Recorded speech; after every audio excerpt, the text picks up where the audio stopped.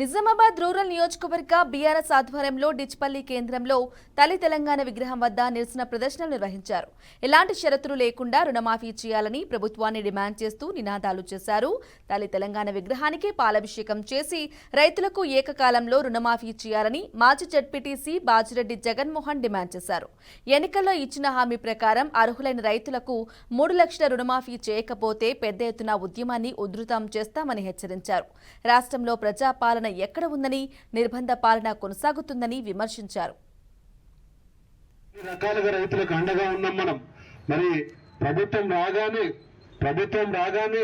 మరి వ్యవసాయదారులకు ఏ రకంగా మరి రైతు బంధు కానీ రైతు బీమా కానీ వీటన్నిటిని రూపకల్పన చేసుకుంటూ మరి ఆయన ఉన్నటువంటి ప్రగతి భవన్లో నిజంగా భవనానికి పెట్టినటువంటి పేరుకు సార్థకత తీసుకొచ్చే విధంగా అప్పుడు రకరకాల ప్రజాప్రతినిధులను, రైతు నాయకులను, యువకులను అందరినీ కూడా మరి పిలిపించుకొని ఇటువంటి స్కీమ్లన్నీ కూడా డిజైన్ చేయడం జరిగింది.